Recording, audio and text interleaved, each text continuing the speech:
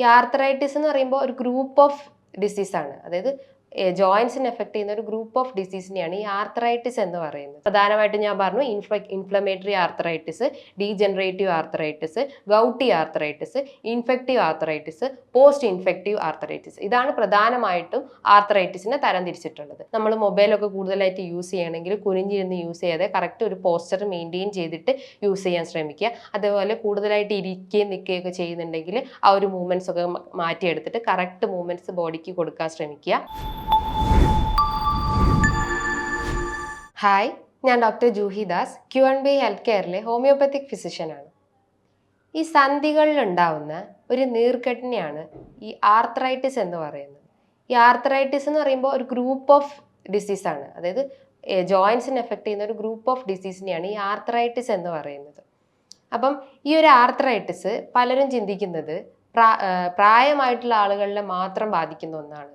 പക്ഷെ അതിന്ന് കുട്ടികൾ മുതൽ പ്രായമായിട്ടുള്ള എല്ലാവരെയും ഒരേപോലെ ബാധിക്കുന്ന ഒരു അസുഖമാണ്. ഇപ്പൊ കുട്ടികളിൽ നോക്കുകയാണെങ്കിൽ പല രീതിയിലാണ് ഈ ആർത്രൈറ്റിസ് കാണപ്പെടുന്നത്. Juvenile idiopathic arthritis, rheumatic fever, Kawasaki disease, അങ്ങനെ പല രീതിയിലാണ് കുട്ടികളിൽ കാണപ്പെടുന്നത്. ജുവനൈൽ എന്ന് പറയുമ്പോൾ കുട്ടികൾ കുഞ്ഞാവുമ്പോൾ തൊട്ടേ കാണപ്പെടുന്ന ഒരു സന്ധിവാതമാണ് ജുവനൈൽ ഇഡിയോപ്പതിക് ആർത്രൈറ്റിസ് എന്ന് പറയുന്നത്.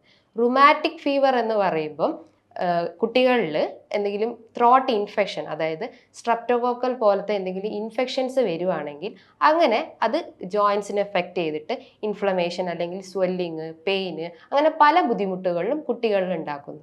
ഇതാണ് റുമാറ്റിക് ഫീവർ എന്ന് പറയുന്നത്.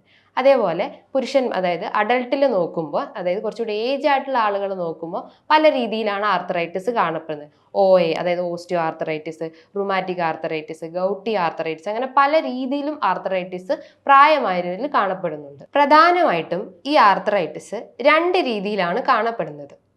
ഇൻഫ്ലമേറ്ററി ആർത്രൈറ്റിസും ഡീജനറേറ്റീവ് ആർത്രൈറ്റിസ് എന്ന് പറയുന്നു. ഡീജനറേറ്റീവ് ആർത്രൈറ്റിസ് എന്ന് പറയുന്നത് ഡീജനറേറ്റീവ്, അതായത് അവിടെ എന്തോ നശിച്ചു കൊണ്ടിരിക്കുന്നു എന്നാണ് ആ വാക്കുകൊണ്ട് ഉദ്ദേശിക്കുന്നത്. ഇത് പ്രധാനമായിട്ടും പ്രായമായിട്ടുള്ള ആളുകളിലാണ്, അതായത് ഒരു 40-50 വയസ്സിന് മേളിലോട്ടുള്ള ആളുകളിലാണ് ഇത് കാണപ്പെടുന്നത്. ഇവിടെ എന്താ സംഭവിക്കുന്നത് വെച്ചാൽ ജോയിൻസിന്റെ ഇടയിൽ തേയ്മാനം വരുന്നു, അല്ലെങ്കിൽ വെയർ ആൻഡ് ടയർ വരുന്നു. യൂഷ്വലി നമ്മളൊരു ജോയിൻസ് നോക്കുവാണെങ്കിൽ, ഇങ്ങനെ ഒരു ജോയിന്റ് ആണെങ്കിൽ ഈ ജോയിന്റിനെ കവർ ചെയ്തിട്ട് ഒരു ക്യാപ്സ്യൂൾ ഉണ്ട്, അതായത് ഒരു കാർട്ടിലേജ്, തരുണാസ്ഥി എന്ന് പറയും. ഈ ഒരു കാർട്ടിലേജിന് ഡാമേജ് വരുമ്പോഴാണ് ആ ഒരു ജോയിൻസിന്റെ ഇടയിൽ, അല്ലെങ്കിൽ ആ ഒരു ബോൺസിന്റെ ഇടയിൽ ഫ്രിക്ഷൻ നഷ്ടപ്പെടും. അപ്പൊ അത് തമ്മിൽ കൂട്ടി ഒരതും, അങ്ങനെയാണ് നമുക്ക് പെയിൻ ഉണ്ടാവുന്നത്. അങ്ങനെ ഈ ഒരു ബോൺ സ്പേസ്, അല്ലെങ്കിൽ ഈ ഒരു ജോയിൻസിന്റെ ഇടയിൽ സ്പേസ് നഷ്ടപ്പെടുകയും അങ്ങനെ പെയിൻ ലീഡ് ചെയ്യുകയും ചെയ്യുന്നു. അതായത് വാക്ക് ചെയ്യുമ്പോൾ, അല്ലെങ്കിൽ നടക്കുമ്പോൾ, അല്ലെങ്കിൽ മൂവ്മെന്റ്സ് ഒക്കെ ചെയ്യുമ്പോഴാണ് ഈ ഒരു വേദന രൂപപ്പെടുന്നത്. അപ്പോൾ ഇത് പ്രധാനമായിട്ടും നമ്മളെ അതായത് മുട്ടിനെയാണ് പ്രധാനമായിട്ടും ബാധിക്കുന്നത്. അതേപോലെ തന്നെ നമുക്ക് കഴുത്തിനെ ബാധിക്കാം, അതേപോലെ തന്നെ നടുവിനെയൊക്കെ ബാധിക്കാം. അപ്പോൾ പ്രധാനമായിട്ടും ബാധിക്കുന്നത് നമ്മൾ മുട്ടിനെയാണ്. അപ്പോൾ മുട്ടിനുണ്ടാകുന്നതിനെയാണ് ഓസ്റ്റിയോ ആർത്രൈറ്റിസ് എന്ന് പറയുന്നത്. അതായത് മൂവ്മെന്റ്സ്, നമ്മൾ കൂടുതലായിട്ട് മൂവ്മെന്റ്സ് കൊടുക്കുമ്പോൾ ആ ഒരു ഏരിയയിലെ സ്പേസ് നഷ്ടപ്പെടുകയും അല്ലെങ്കിൽ കാർട്ടിലേജിനൊക്കെ ഡാമേജ് വരികയും അങ്ങനെ പെയിൻ ഉണ്ടാവുകയും ചെയ്യുന്നു. അപ്പോൾ ഇതൊരു റെസ്റ്റ് എടുത്തു കഴിഞ്ഞാൽ ചിലപ്പോൾ ആ ഒരു പെയിൻ കുറയാവുന്നതാണ്. മറ്റൊന്നാണ് ഇൻഫ്ലമേറ്ററി ആർത്രൈറ്റിസ്. ഇൻഫ്ലമേഷൻ എന്ന് പറയുമ്പോൾ അവിടെ നീർക്കെട്ട് ഉണ്ടാവുന്നു. വെച്ചാൽ അവിടെ സ്വെല്ലിംഗ് ഉണ്ടാവുന്നു. അപ്പം ഇവിടെ തേയ്മാനല്ല സംഭവിക്കുന്നത്, അവിടെ നീർക്കെട്ട് ഉണ്ടാവുന്നു. അപ്പം അതിൽ വരുന്നതാണ് റുമാറ്റോയിഡ് ആർത്രൈറ്റിസ്, അതായത് ആമവാദം എന്ന് പറയുന്നു.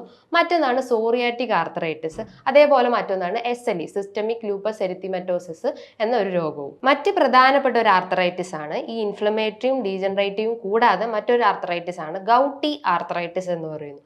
ഗൗട്ടി ആർത്രൈറ്റിസ് എന്ന് പറയുന്നത് യൂറിക് ആസിഡിന്റെ ഡിപ്പോസിഷൻ, അതായത് ചെറിയ ചെറിയ ജോയിൻസിൽ, തള്ളവിരലിലൊക്കെ യൂറിക് ആസിഡിന്റെ ഡിപ്പോസിറ്റ് ഉണ്ടാവുന്നു. അതായത് മോണോസോഡിയം ക്രിസ്റ്റൽസ് ജോയിൻസിന്റെ ഇടയിലൊക്കെ ഡിപ്പോസിറ്റ് ചെയ്തിട്ട് അവിടെ നീർക്കെട്ടും വേദനയും ഡിസ്കളറേഷനും ഒക്കെ ഉണ്ടാക്കുന്നതാണ് ഗൗട്ടി ആർത്രൈറ്റിസ് എന്ന് പറയുന്നു. ഇവിടെ എന്താ സംഭവിക്കുന്നതെന്ന് പറഞ്ഞാൽ, നമ്മൾ പ്രോട്ടീൻ റിച്ച് ആയിട്ടുള്ള ഫുഡ് ഐറ്റംസ് എടുക്കുമ്പോൾ പ്രോട്ടീൻ മെറ്റബോളിസത്തിന്റെ ഒരു വേസ്റ്റ് പ്രൊഡക്റ്റ് ആണ് ഈ യൂറിക് ആസിഡ്.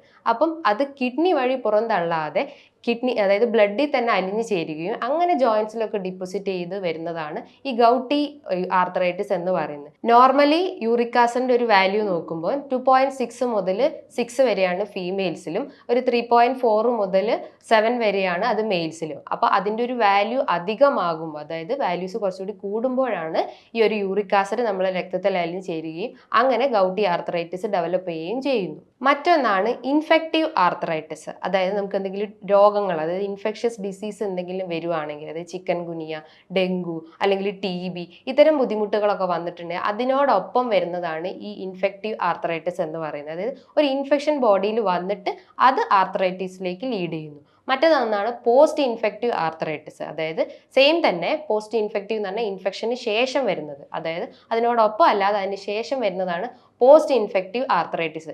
ഇത്തരം തരംതിരിക്കലാണ് ഈ ആർത്രൈറ്റിസ് എന്നുള്ളത്. പ്രധാനമായിട്ടും ഞാൻ പറഞ്ഞു inflammatory arthritis, degenerative arthritis, gouty arthritis, infective arthritis, post infective arthritis. ഇതാണ് പ്രധാനമായിട്ടും ആർത്രൈറ്റിസിനെ തരംതിരിച്ചിട്ടുള്ളത്. ഇനി പ്രധാനമായിട്ടും ഇതിന്റെ ലക്ഷണങ്ങൾ എന്തൊക്കെയാണെന്ന് നോക്കുമ്പോൾ ഓസ്റ്റിയോ ആർത്രൈറ്റിസ് ആണെങ്കിൽ നമുക്ക് വേദന ഉണ്ടാവാം, നടക്കുമ്പോൾ ബുദ്ധിമുട്ടുണ്ടാവാം, ചിലപ്പം എന്തെങ്കിലും ക്രാക്കിൾ സൗണ്ട് ഒക്കെ നമുക്ക് കേൾക്കാം. റുമാറ്റോയ്ഡ് ആർത്രൈറ്റിസ് നോക്കുമ്പോൾ നമുക്ക് സ്വെല്ലിംഗ് ഉണ്ടാവും, അതായത് നീര് വെക്കുന്നുണ്ടാവും, അവിടെയൊക്കെ റെഡ് ഡിസ്കളറേഷൻ ഉണ്ടാവാം, അതേപോലെ തടിച്ച് വീർത്തിരിക്കുന്നത് കാണാം. ഇനിയിപ്പോൾ ഗൗട്ടി ആർത്രൈറ്റിസ് നോക്കുമ്പോൾ തള്ളവിരലിലൊക്കെ ഒരു എക്സ്ട്രാ ഗ്രോത്ത് പോലെ തോന്നും, അല്ലെങ്കിൽ ഒരു റെഡ് കളറായിട്ട് തോന്നും. ഇതൊക്കെയാണ് ഇതിന്റെ പ്രധാനമായിട്ടുള്ള ലക്ഷണങ്ങൾ. അപ്പോൾ നമ്മൾ ഇത് വന്നു കഴിഞ്ഞാൽ നമുക്ക് ഡയറ്റിലൂടെയും അല്ലെങ്കിൽ പ്രോപ്പർ എക്സസൈസ് ഒക്കെ എടുത്ത് ഇത് മാറ്റിയെടുക്കാവുന്നതാണ്. അപ്പോൾ പലർക്കും ഉള്ള ഒരു സംശയമാണ്, ഈ ഒരു ആർത്രൈറ്റിസ് വന്നു കഴിഞ്ഞാൽ നമുക്ക് ബ്ലഡ് ടെസ്റ്റ് ചെയ്യണോ, അല്ലെങ്കിൽ വേറെ എന്തെങ്കിലും ടെസ്റ്റിലൂടെ നമുക്ക് ഇത് അറിയാൻ പറ്റുന്നതാണോ എന്നൊക്കെ പല സംശയങ്ങളും ഉണ്ട്.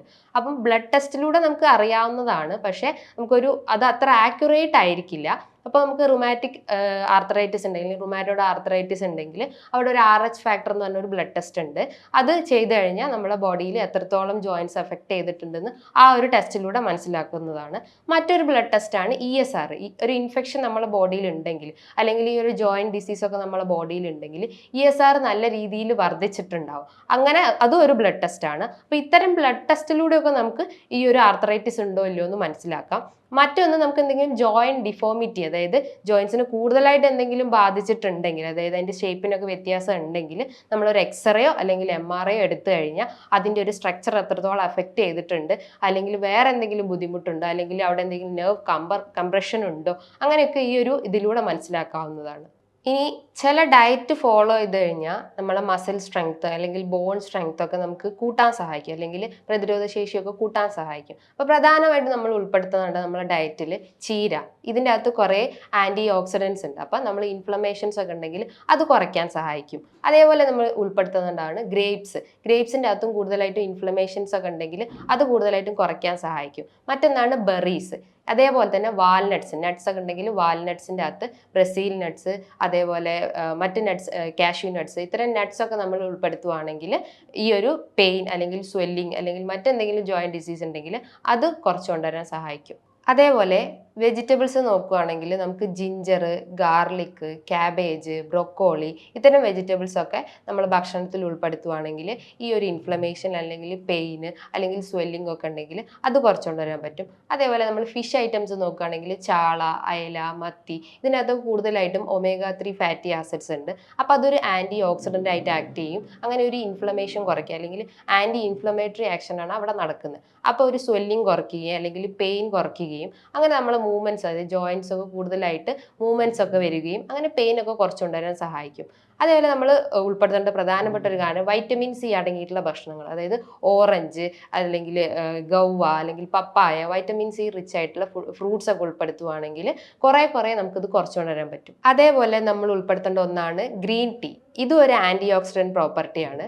അതേപോലെ ഉൾപ്പെടുത്തേണ്ടതാണ് ഒലിവ് ഓയിൽ ഡെയിലി 1-2 ടീസ്പൂൺ അല്ലെങ്കിൽ വീക്ക്ലി 1-2 ടീസ്പൂൺ എടുക്കുന്നതും ഈ ഒരു ഇൻഫ്ലമേഷൻ കുറയ്ക്കാൻ സഹായിക്കുന്നതാണ്.